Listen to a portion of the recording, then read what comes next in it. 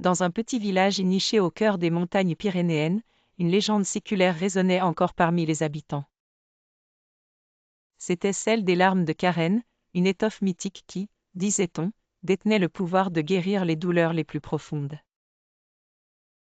Cette étoffe sacrée était supposée être confectionnée à partir des larmes même de Karen, une ancienne divinité qui veillait autrefois sur le village.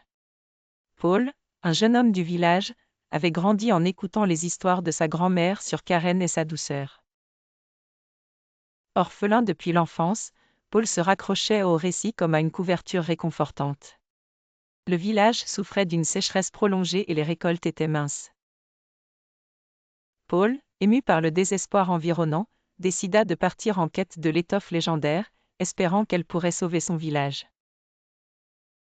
Son aventure le mena à travers des forêts épaisses et des sommets escarpés, peuplés de créatures étranges et de murmures inquiets du vent. La route était ardue et semée d'obstacles, mais Paul ne perdit jamais espoir. Un jour, alors qu'il se réfugiait sous un vieil arbre pour échapper à un orage violent, il fit la rencontre de Mira, une mystérieuse jeune femme aux yeux perçants et à la voix apaisante. Mira semblait connaître chaque recoin de la montagne, chaque secret, chaque souffle de vie qui l'habitait. Au fil de leur voyage, elle apprit à Paul à écouter le bruissement des feuilles, à comprendre les histoires contées par le fleuve et à déchiffrer les constellations dans le ciel nocturne. Leur lien se renforçait au fur et à mesure qu'ils s'approchaient de leur objectif. Après plusieurs semaines, Paul et Mira parvinrent enfin à une clairière baignée de lumière lunaire. Au centre, se dressait un bassin cristallin. C'était là, selon Mira, que Karen pleurait ses larmes d'argent. Paul s'avança et, dans un geste de pure adoration, tendit une main tremblante vers l'eau.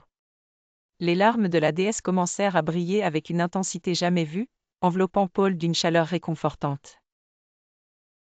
Bien que Paul et Mira ne trouvèrent pas l'étoffe en elle-même, les larmes de Karen leur apprirent que la véritable force résidait dans leur compassion et leur courage.